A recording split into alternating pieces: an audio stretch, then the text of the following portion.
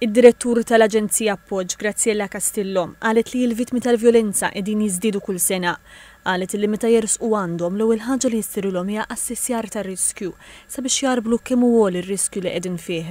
Ikun hemm min jażel li jitlaq ukoll mid-dar u allura hemmhekk fejn nipprovdu shelter ukoll l-Aġenzija Appoġġ għandha l-emergency shelter tagħha Labex u jekk jażlu li ma jmorrux ġax-shelter imma aħna nibqgħu niffollowjawhom u nieħdu ħsieb il-bżonnijiet legali, finanzjarji, il-bżonnijiet ta' wliedhom. Qalet li raġunijiet li l-vittmi ġieli jażlu li ma jitilqux ivarjaw. Buħud jażlu li joqogħdu minħabba l-uliet, oħrajn minħabba d-diffikultà li jitilqu minn darhom, problemi finanzjarji, mistħija u saħansitra jkun hemm min jitfa' tort fuq stess. Żiedet li l-għajnuna joffruha wkoll lill-aggressur jekk jażel li jibdel imġibtu.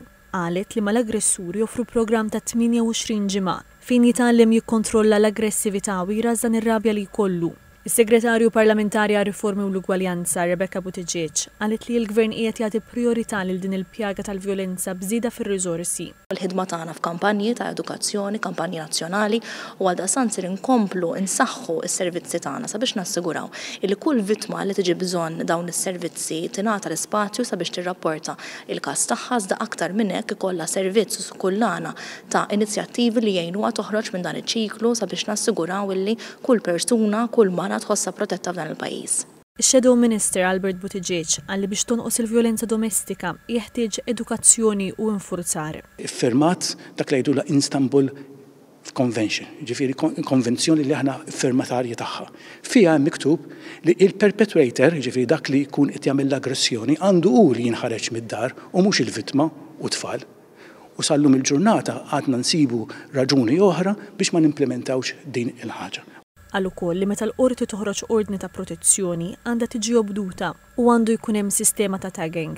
Il-Ministru għall-Politika Soċjali u d-Drittijiet tat-Tfal Michael Falzon qal li l-Gvern kompla jinvesti f'shelters u spazji siguri għall-vittmi filwaqt li saħħaħ l-istrutturi legali u żied il-kollaborazzjonijiet ma' organizzazzjonijiet mhux governattivi f'dan is-settur.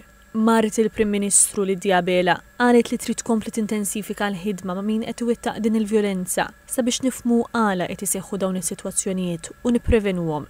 Mart il-kap tal-Oppożizzjoni Anne-Marie Grech qalet li l-vjolenza domestika mhijiex kwistjoni privata iżda hija ksur tad-dinjità umana u l-ġustizzja qalet hija parti mill-fejqan tal-vittma. Il-President Miriam Spiteri de Bono ħeġġet lin-nisa li għaddejjin minn sitwazzjoni ta' vjolenza domestika sabiex jagħmlu użu minn dawn is-servizzi ta' appoġġ. Qalet li titkellem ma jurix djufija iżda kuraġġ.